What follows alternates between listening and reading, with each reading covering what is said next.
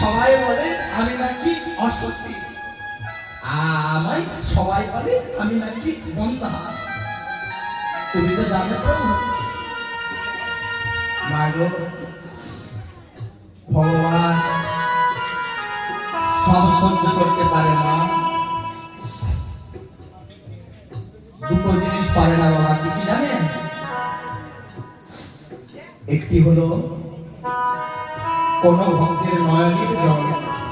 দেখবেন ভগবানকে আমি থালা থালা মিষ্টি ফল তুলসী পাতা চন্দন আপনি যা কিছু দিয়ে সেবা দেন না কেন, ভগবান কিন্তু সন্তুষ্ট নয়। আপনি ভগবানের জন্য রাজভোগ করে দিন, মিষ্টি মিষ্টান্ন পায়ে, কিন্তু যে সেবার মধ্যে আমার চোখের জল নেই, যে নামের মধ্যে আমার চোখের জল নেই। নারদ জিজ্ঞাসা করেছিল গোবিন্দকে যে প্রভু তুমি কি নাম শুনতে ভালোবাসো? সবাই তো তোমার নাম করে, ভক্তরা তোমার নাম সবাই দেশ বিদেশে করে। প্রভু বলেছিল নারদ আমি কেমন নাম শুনতে ভালোবাসি জানো? যে নামের মধ্যে একটু প্রেম আছে, যে নামের মধ্যে একটু নয়ন জল আছে, যে ভক্তময় নয়ন জলে নিদাই হরি বল হরি বল হরি বল। ভগবান সহ্য করতে পারেন আমার দুটো জিনিস, একটি হলো ভক্তের চোখের জল, আরেকটি হলো মানুষের অহংকার। কারণ গীতাতে বলছে তুলসী জলম মাত্রেই ন জলস্য তুলুকে নোবা পৃথিবী নিবে সমার মানায় ভক্তের ভক্ত বাৎসল্য।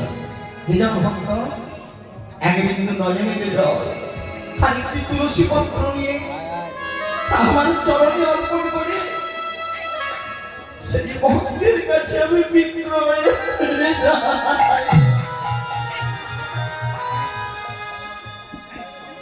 আজকে শিলাবতী কাঁদছে কেন? শিলাবতীর মনের দুঃখটা কোথায়? আসতে মায়ের আসতে আসতে গো কথা নয়, শিলাবতীর মনের দুঃখটা কোথায় জানেন না? শিলাবতীকে সবাই কি বলে? বন্ধা। শিলাবতীর কোন সন্তান আছে? স্বামী সনাতন দাস গিয়েছিল গয়া যুদ্ধ করতে, এসে শিলাবতীকে বলছে শিলাবতী ওঠো ওঠো ওঠো, তুমি কাঁদছো কেন? উঠে তোমার চোখের জলটা পড়ছো। স্বামী আমায় যে সবাই বলে আমি হলাম বন্ধা, আমি হলাম কলঙ্কিনী অসৎ। স্বামী আমাকে একটা তুমি সন্তান দাও না স্বামী, একটা তুমি আমার সন্তান দাও, তোমার কাছে আমি আঁচল পেতে ভিক্ষা যাচ্ছি, একটা আমাদের সন্তান দাও। বোকা মেয়ে, আরে মানুষ কি কোনোদিনও সন্তান দিতে পারে? আরে মানুষ যদি সন্তান দিতে পারে তাহলে ভগবানের মন্দিরে মন্দিরে গিয়ে মাথা তুলে আমার চিন্তা করে দেখুন তো, আমাদের ইচ্ছাই যদি সন্তান হতো তাহলে একটা একটা স্বামী স্ত্রী দুজনে বিবাহ করেছে 10 বছর 20 বছর, তাদের কোনো সন্তান হয়নি, লক্ষ লক্ষ টাকা খরচ করে ফেললো বাবা, তবুও কোনো তাদের সন্তান হয়নি, কত ডাক্তার দেখালো। কিন্তু মায়েরা বলুন তো, ভগবানের যদি না ইচ্ছা হয় আমরা কি নিজেরা সন্তান দিতে পারবো? যে নারীর পরপর 3টা কন্যা, সে তো পারতো সেবারে কন্যা না হলে পুত্র হতে, কেন কন্যা হলো? আপন ইচ্ছাই তিনি করতে বাঞ্ছা করে, আর কৃষ্ণ ইচ্ছা না হলে বাঞ্ছা নাই পুরে, বাঞ্ছা নাহি পুরে। আমাদের ইচ্ছাই নয় মায়েরা, এই যেখানে এসেছি আর বাড়ি ফিরতে পারবো কিনা কোনো গ্যারান্টি আছে মায়েরা? বলুন, চিন্তা করে রাখে হলি মারে কে, আর মারে যদি হলি রাখে কে? তাহলে আমাদের ইচ্ছাই নয়, এগুলো সব ভগবানের ইচ্ছা। তাহলে আজকে ওই সোনাকন্যা শিলাবতীকে বলছে, উঠো, চোখের জল মুছো, তুমি সন্তানের জন্য কাঁদছো কেন? শেষের দিনে কি তোমাকে তোমার সন্তান খাওয়াবে? সন্তান কি তোমাকে খাওয়াবে না দেখবে না করাবে? সন্তান যদি খাওয়াতো, সন্তান যদি দেখতো, ওই পিতা দশরথে 4টি পুত্র মৃত্যুর সময় বাবা চিন্তা করে দেখুন তো, কেউ কি কাছে ছিল? কেউ ছিল না। অন্ধ ধৃতরাষ্ট্রের 100টা ছেলে গো, মৃত্যুর সময় কেউ কাছে ছিল বাবা? কেউ ছিল না। তোমাকে দেখবে কে? তোমাকে ছেলে দেখবে না, মেয়ে দেখবে না, নাতি দেখবে না, টাকা দেখবে না, অর্থ দেখবে না, তোমাকে দেখবে তোমার কর্ম। কর্ম যদি না ভালো করো মায়েরা, তোমাকে ফল ভোগ করতে হবে। কৃষ্ণকে ভোগ করতে হয়েছিল কর্মফল, মায়েরা মনে নেই? ত্রেতাযুগে যখন প্রভু রামচন্দ্র বালিকে হত্যা করলো, অঙ্গত্র ভোগ পাচ্ছে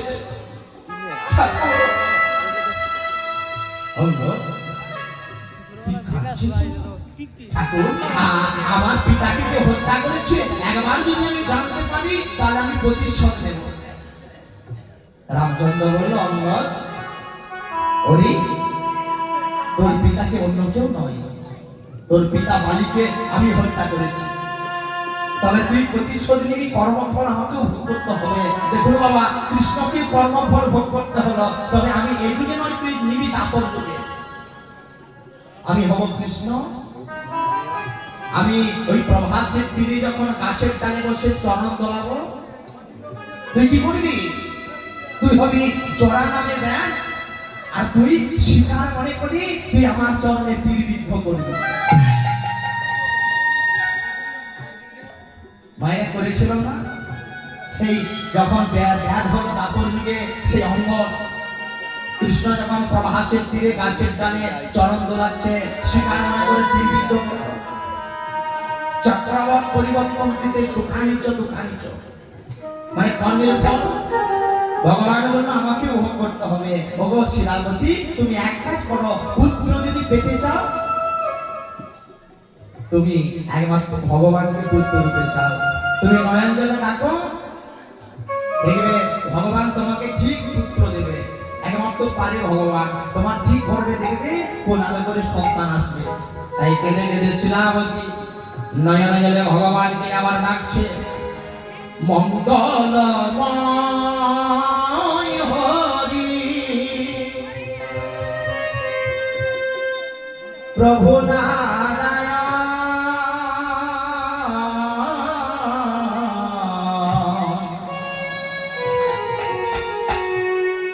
দিবানিশি তোমারে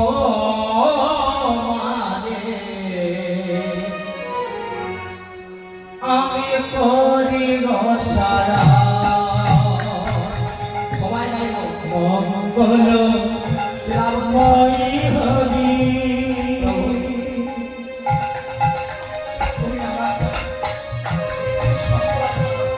প্রভু নারায়ণ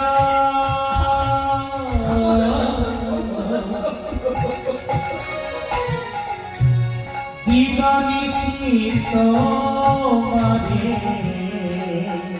আমি করিব শরণ মঙ্গলময় হরি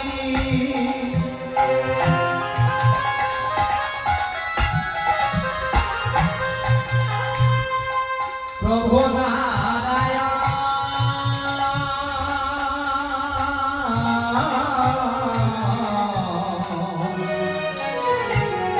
দিবানিশির তোমারে আমি করিব শরণ মঙ্গলময় হরি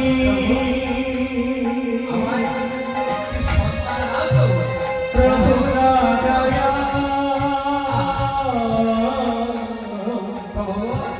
দিবানিশিত মাঝে আমি করিব শরণ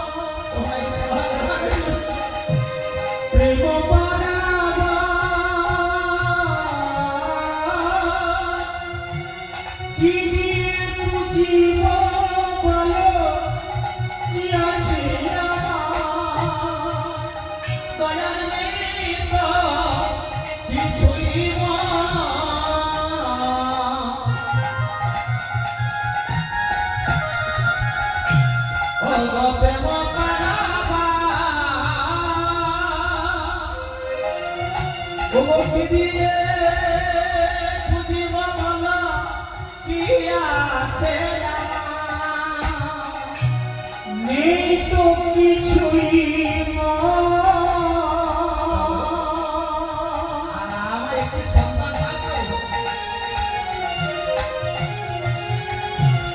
প্রেম বাগাবা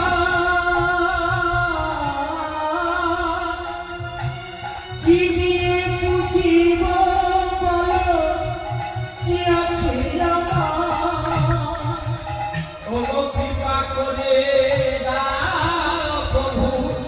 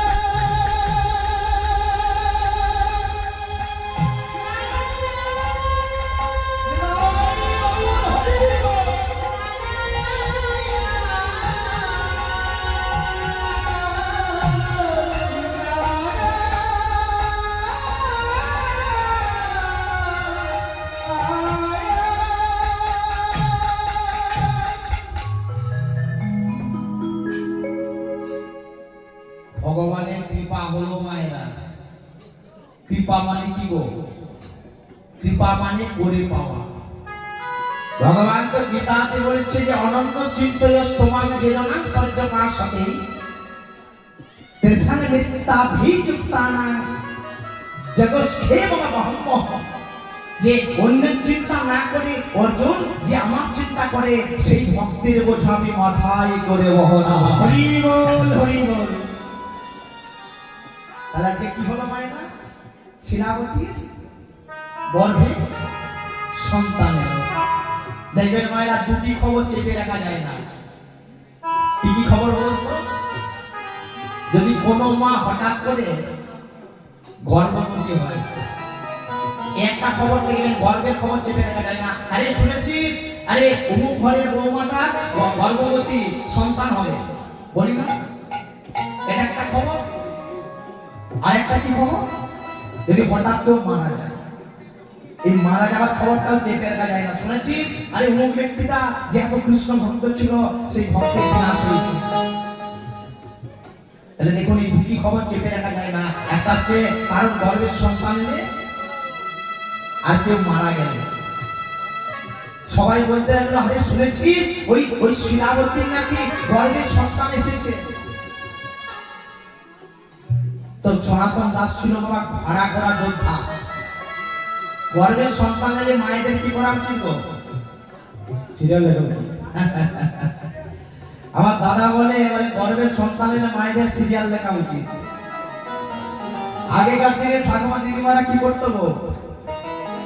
যখন গর্ভের সন্তান আসতো রামায়ণ পাঠ করতো, মহাভারত পড়তো, ভাগবত পড়তো, গীতা পড়তো। কেন? বলে তুমি যেটা করবে তোমার গর্ভের দিনের সন্তান সেটা করবে। তোমরা সবাই জানো অভিমন্যুর কথা। অর্জুন যখন সুভদ্রাকে বলছে, ওগো সুভদ্রা, কি করে চক্র ঘুরে প্রবেশ করতে হয়, এই ঘটনাটা যখন বলছে সুভদ্রা শুনছে, গর্ভের দিনের সন্তান সব শুনছে, কিন্তু যখন বাইরে আসার প্রস্তাব করলো তখন সুভদ্রা ঘুমিয়ে গেল। সুভদ্রা ঘুমিয়ে গেল বলে ওই গর্ভের দিনের সন্তান অভিমন্যু ঘুমিয়ে গেল। ওই অভিমন্যুকে কি করলো? সপ্ত রথিতে ঘিরে হত্যা করলো। তাহলে আজকে মায়ের মনে আনন্দটা কেন গো? মায়ের এতদিন গর্ভের সন্তান ছিল, এসেছিল, আসেনি, কিন্তু কার কৃপায় এলো? নিজের কৃপায়, স্বামীর কৃপায় না বাবা, আমাদের কৃপায় নয়। আমি করি যে আমি করি, বুঝিতে না পারি কি আমি আমাকে আছে কিরকম। আমি কারে শক্তি বলে বেড়াই চলে বলে, কি অভাবে ভাবদেহ অচেতন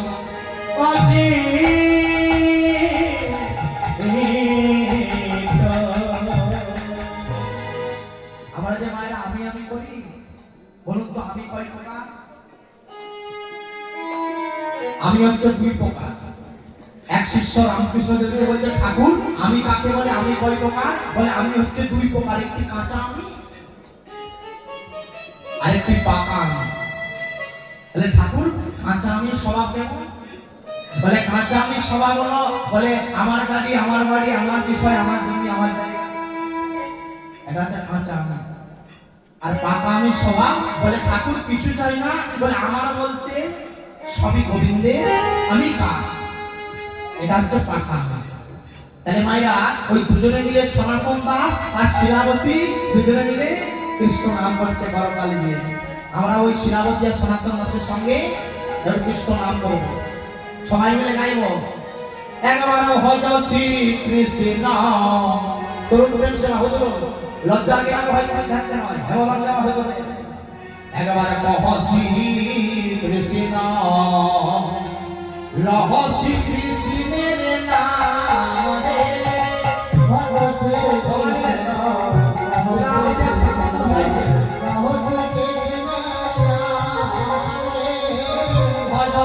কৃষ্ণ।